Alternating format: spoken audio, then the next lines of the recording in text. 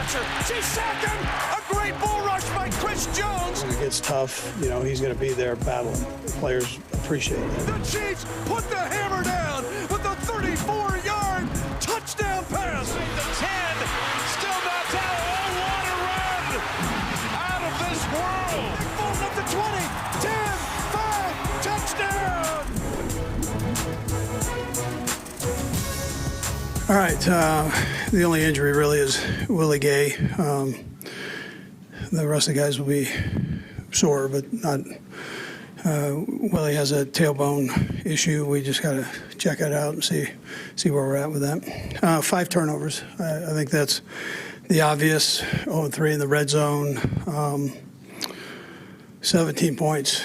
We gave them really off of turnovers. Great field position. I take full responsibility for it. You know, the guys. I saw things tonight or this afternoon that I haven't seen before from the guys. So that's my responsibility to make sure they're right, and we weren't right today. So with that, time's yours.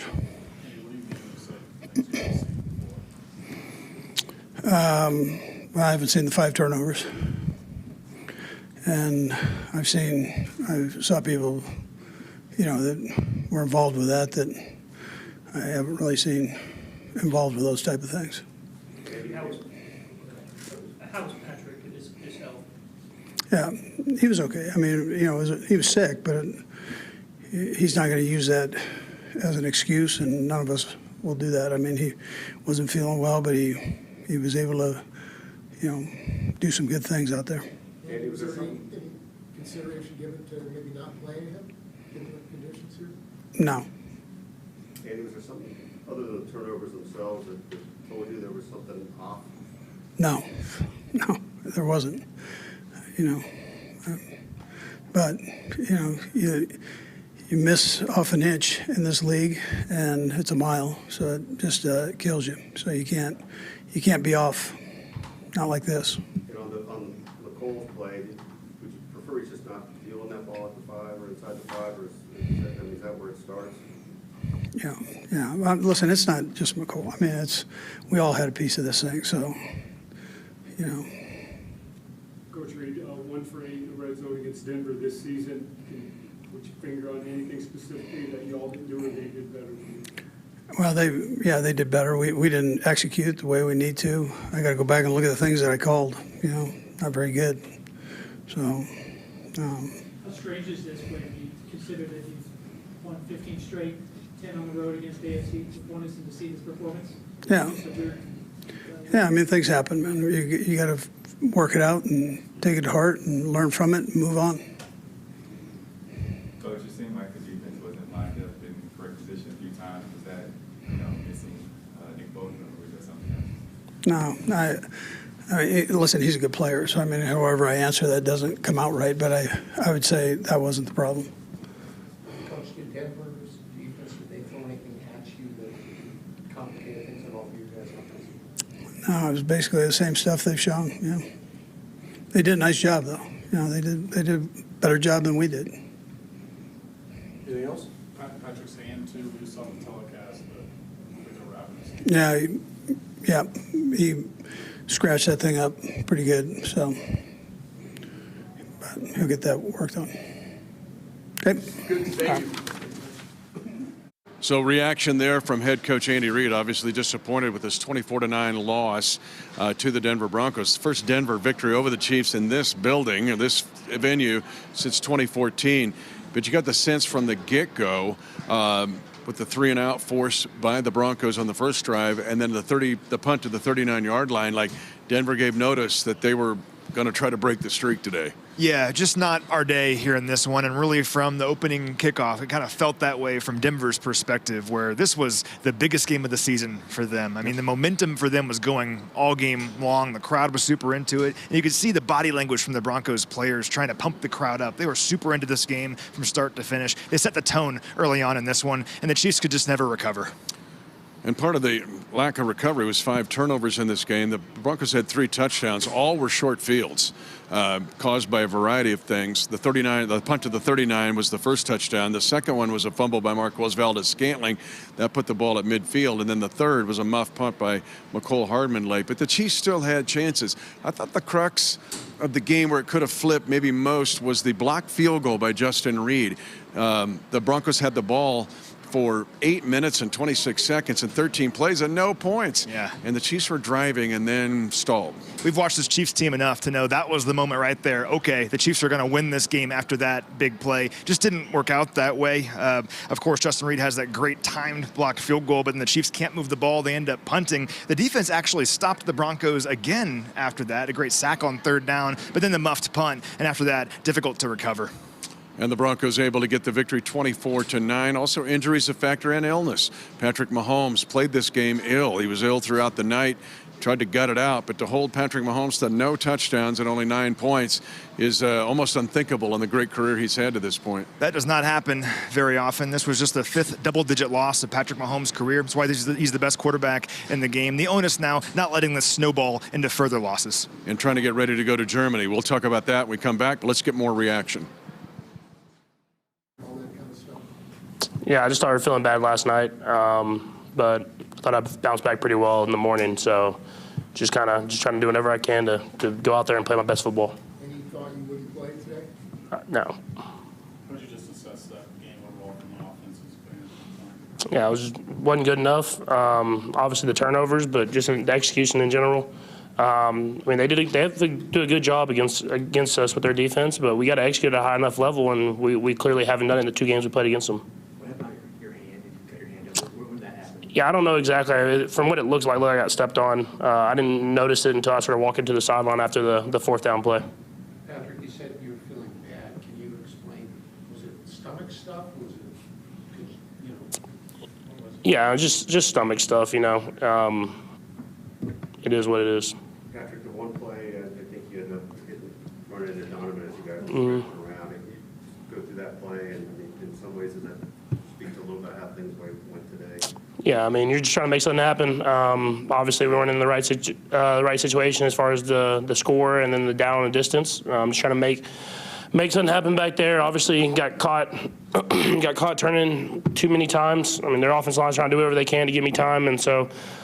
Just obviously, just got to try to find a way to maneuver myself out of the pocket to get a throw downfield. Can you just explain just the red zone troubles you've had against Denver this year? Yeah, we weren't down there too much today. So, but the 2 times I think that we were, just got a couple 3rd downs that were manageable and just didn't execute. That's what kind of was the theory of the entire day and the last time we played them. The Chiefs had a 16-game winning streak over the Broncos. Did they do anything differently today? Change anything up? Or? Played pretty much the same as they did last time they played us. So it worked once, and they ran it again, and it obviously worked again. Did they give more attention to Kelsey at all, or similar zone coverage that you were seeing? No, it was similar zone type coverages. They did a good job of not letting them have the easy ones, I guess, at the line of scrimmage. But at the end of the day, I mean, we just got to execute at a higher level. I got to be better, and the offense has to be better. What do you tell young guys like she and obviously Scott? They had a couple drops in the second half. What do you tell them to sort of get them right for the next game? Yeah, I mean, they're gonna know that I'm gonna keep firing it to them. That's just who I am. I'm gonna keep firing it to the open guy and letting them make plays, and I trust in those guys. It's just we got to continue to get better and better because as the season goes on, we continue to play good teams, even better teams probably. As the season ends, some of our main, I guess, rivals, I guess you would say, and so we got to be better because those little things, not just drops, but just little things just add up. And the Broncos did a great job of making us be patient. And like I said, they had a great game plan and executed it, and we didn't execute and score any points. Other than Arrowhead, this is where you've won the most. Just did you take time to reflect on how successful you've been here before, and just how maybe different it was to see obviously the Broncos reaction and some of the fans as well? Yeah, I mean, obviously it's the worst I felt walking out of that stadium. So I mean, it's a great environment. I actually have a lot of fun playing here. The fans are awesome. They enjoy the game. They know the game. But it just kind of is what it is. They beat us. They were the better football team today, and I give them their props. Talking about that, this is the first time. This is the first time where you've lost in a road game in the AFC West. I mean, you talk about coming out of the field. I mean, is this a new feeling altogether for you? Yeah, I mean, it kind of, like I said, it kind of is what it is. I mean, it's probably going to happen at some point. But we try to do whatever we can to bounce back. That's all you can do. You got to learn from the mistakes that you made this game. Try to be better going into Germany this next week. And kind of get the momentum back in our favor. Obviously, today wasn't our day, but we can continue to get better and better. Couple more. You've heard what our focus is, but what's your focus going to be for the next couple of days when you back at this? Yeah, you go back, watch the tape. Knowing that teams are going to replicate it and they're going to do their different versions of it and try to find answers for that. That's the biggest thing. I mean, obviously they've seen 2 out of the last 3 weeks the Broncos be able to kind of stifle our offense, if that's the right word, and really just kind of get after us as far as making us execute all the way down the field. And so I'm sure other teams in the league are going to watch that, and we have to prove that we have answers for that, and that'll be something that I'll go back to the film and really try to pay attention to. Patrick, you guys are out of sync today. It seemed like it is feel that way to you? Yeah, we just didn't play good enough. Not enough energy for the offense. We didn't hit our shots when they were there, and then when they were there, we didn't execute it there. So it was just a bad day for us. Like I said, all props to them, man. They played their tail off, and they deserve to win today. How do you make sure that this isn't like a domino effect and keep going? It won't be. All right, thank you. Chiefs lose it here 24-9 to the Denver Broncos. With me now is George Karlaftis. This game is just like trying to get over the hump, get over the hump, get over the hump. What about the frustration of trying to climb the hill in this game? You know, I feel like this year we've been pretty solid of, you know, the offense and the defense playing off of each other, and we weren't that today. We need to be better. We need to be more. You know, it's only one thing to do, get better. George, I got to ask you, because a big play was your sack at the end of the half. You get the forced fumble. Willie Gay Jr. recovers it, but takes their chance to score away, and we end up getting a walk-off 55-yarder before. What about that play in specific and your ability to get pressure, not just you but your teammates? You know, we talk about making impact plays, you know, that could change the course of the game. You know, I think we got a field goal off of that, so that was a big play, but you know, we didn't win the game, so. And another sack, but how good is this group that you have together now on the front? Especially when, I mean, Felix will rotate in and Turk, but when you get Mike, you, Charles, and Chris, how much of a force can that be going forward? We can be really good, man. We can be as good as we want to. We just got to be better. We just got to be better. D-line, up front, to a man, as an offense, as a defense, everywhere. Final question deals with, we have to go to Frankfurt, Germany now, just getting ready. It feels like a Thursday night game, and the fact that Monday, Tuesday, and Wednesday, how important are those going to be? They're going to be critical. You know, it's almost like a short turnaround. You know, I think we leave Thursday or Friday, so, you know, getting the hump and being able to really study the opponent's going to be really important. And I'm serious about this. I mean, you grew up in Greece. How much can you kind of counsel the guys there who are doing international travel for their very first time? You know, I'll try to advise in any way I can, just about jet lag and all this and that. But you know, everyone's a grown adult. They make their own decisions. Time to bounce back. George Karlaftis, a big day today, although the Chiefs lose 24-9.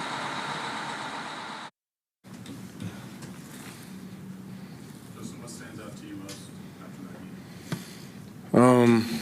It's a hard-fought game, man. I want to give credit to them because they had a good game plan for us coming in. Those guys fought hard, and I've been on that side of the football before, on a team that's going through what they're going through, and I know what these divisional games mean. And you know, they came in and they fought hard. They had a good plan for us, and they made the plays when they needed to make them, and you know, we fell short on our end. As one of the leaders in the team, what do you tell your teammate and the Jurius when he's having flags up the flagstone? How do you keep him engaged and keep him focused? Well, you don't try and change too much. I mean, that's his game. If they start calling it, you got to just try and play it maybe a little bit differently. But you don't want to change your style of play too much to where you're not the guy that you don't feel confident out there.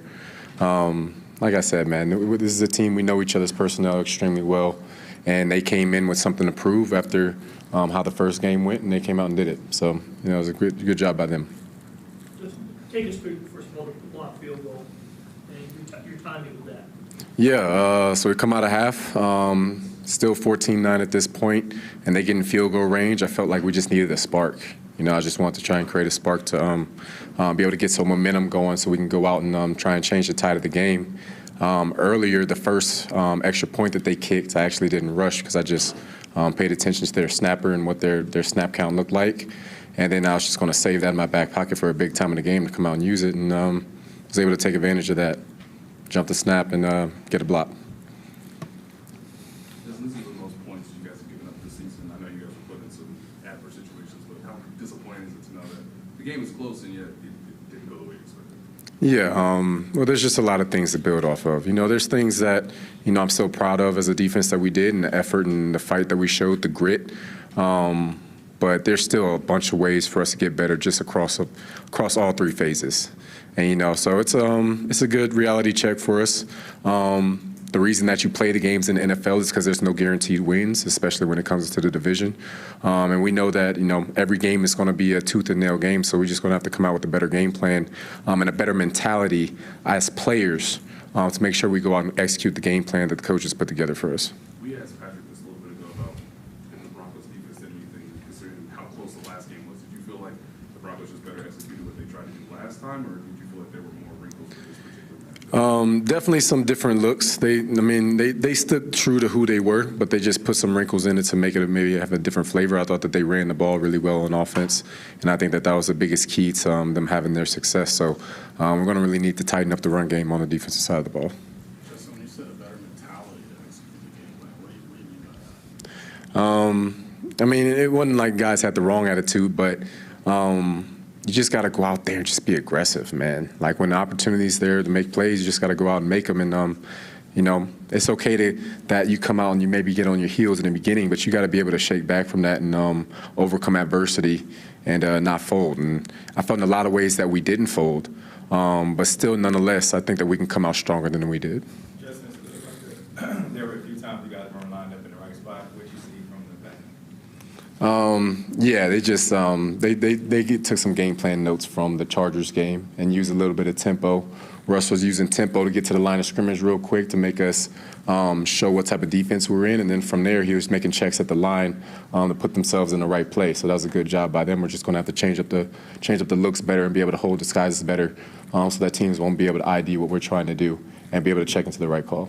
Were you surprised y'all didn't overcome that adversity you spoke of, given you've done it in prior games this season? Well, shoot, man. You have 15 at quarterback. You have Andy Reid as a head coach, and the players we have on this team. I never feel like we're out of a game. I don't care what the odds are. I don't care what the score is. It never feels like we're out of the game. We just gotta, bow up on defense, get the ball back in 15's hands, and most of the time he's gonna make magic happen. But he's human too. All right, thank you, Justin. You got Miami coming up obviously this game, kind of number one seed between the top two teams. How do you bounce back from this game going into next week's game? You know what you got ahead of you. Yeah, we take this one on the chin and get better from it. We don't sulk on it too long. We want to watch the film, get better from it, and prepare for a very talented Miami game because this will be a very big game and seeding come to the postseason. Thank you. Yep. Chiefs lose 24-9. The streak ends at 16 consecutive victories over the Denver Broncos. Patrick Mahomes' first loss on the road to an AFC West team. And for Coach Reid, he's 20-2 now against AFC West opponents on the road in the last 22 games. But this almost feels like a week of a Thursday night game, meaning the Chiefs will go Thursday to Frankfurt, Germany. Injuries here, illness, trying to get back mentally, emotionally, and physically to go play a very potent Miami Dolphin team. Sure, and how the Chiefs handle this will tell us a lot about the 2023 edition of this team. The reason the Chiefs are champions year in and year out is not just because of the stats and the highlights. It's how they handle moments like this. And as we said earlier, this wasn't their day, right? 0 for 3 in the red zone, 3 for 10 on third down, 5 turnovers, drops. That's not Chiefs football, but the reason the Chiefs are so good every single year is when things like this happen, and they're going to happen when you play football in the NFL every once in a while, they find a way to get back on the horse and right this ship. And let's see if the Chiefs can do it here against a tough opponent in the Miami Dolphins. But I have faith because they've done it time and time again. And again, you rely on your infrastructure here. Rick Burkholder and his staff from athletic training, your coaches in handling how to get this team ready to go.